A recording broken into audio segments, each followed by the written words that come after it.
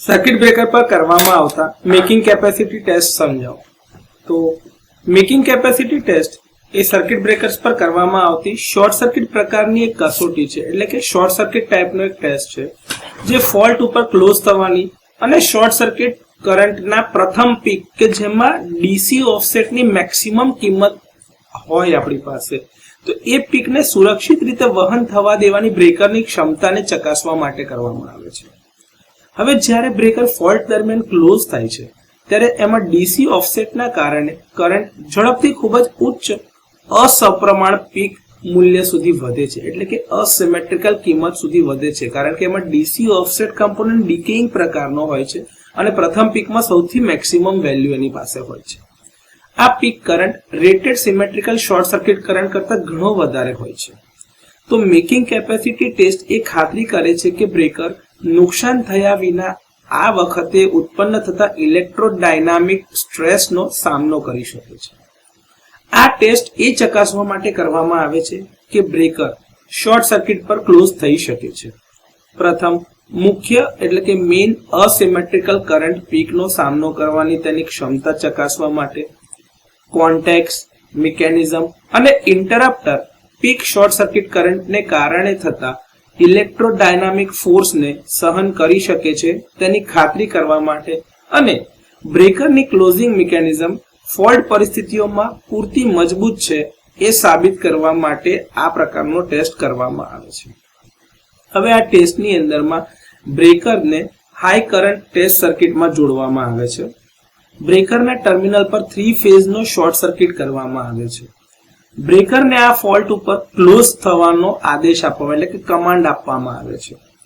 પરિણામી એટલે કે જ્યારે હવે શોર્ટ સર્કિટ થાય એટલે resultant first main peak current જે આવશે તમારું, જેમાં ઓફસેટ ડીસી કમ્પોનન્ટની કિંમત ખૂબ જ વધારે હશે, એને રેકોર્ડ કરવામાં આવે છે. આ ટેસ્ટ ઓપન પોઝિશનથી મેકિંગ અને ઓપરેટિંગ ડ્યુટી સાયકલ દરમિયાન મેકિંગ કરવા માટે વારંવાર પુનરાવર્તિત થાય છે.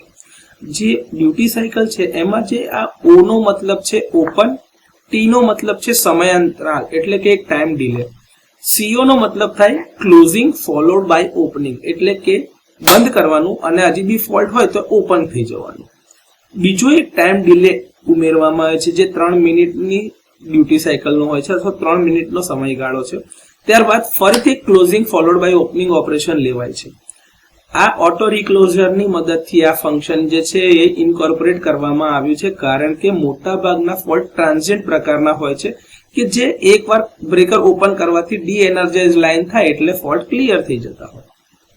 આમાં કોન્ટેક્ટ બાઉન્સ, વેલ્ડિંગ અથવા તો કોઈ પણ પ્રકારની વિકૃતિ ઉત્પન્ન થાય, અતિશય મિકેનિકલ સ્ટ્રેસ ઉત્પન્ન થાય અને હીટ અથવા તો નુકસાન માટેના જે કંઈ બી અવલોકન એટલે કે રીડિંગની જરૂર પડે એ લેવામાં આવે છે. જો બ્રેકર શોર્ટ સર્કિટ પર સફળતાપૂર્વક ક્લોઝ થાય તો તે મેકિંગ ક્ષમતા ટેસ્ટ પાસ કરે છે. કોન્ટેક્સ, ઓપરેટિંગ મિકેનિઝમ, ટર્મિનલ્સ અને ઇન્ટરપ્ટર યુનિટને કોઈ નુકસાન થતું નથી. કોઈ અતિશય કોન્ટેક્ટ બાઉન્સ નથી. બ્રેકર ઓપરેટિંગ ડ્યુટી સાયકલનો બાકીનો ભાગ ચાલુ રાખી શકે છે અને તે અસ્થિરતા વિના એટલે કે ઇનસ્ટેબિલિટી વિના રેટેડ પીક મેકિંગ કરંટનું વહન કરે છે. તે પાવર સિસ્ટમ નેટવર્કની ખામીઓ દરમિયાન વિશ્વસનીયતા સુનિશ્ચિત કરે છે અને એ પુષ્ટિ કરે છે કે સર્કિટ બ્રેકર તેના જીવનકાળ એટલે કે લાઈફ સાયકલમાં જોવા મળતા મહત્તમ મિકેનિકલ બળનો સામનો કરી શકે છે અને સાબિત કરે છે કે બ્રેકિંગ ઓપરેશન થાય ત્યાં સુધી બ્રેકર સુરક્ષિત રીતે શોર્ટ સર્કિટ કરંટ વહન કરી શકે છે અને સહન કરી શકે છે. તો સર્કિટ બ્રેકર પર કરવામાં આવતા મેકિંગ કેપેસિટી ટેસ્ટને આ રીતે લખી શકાય અથવા તો સમજાવી શકાય.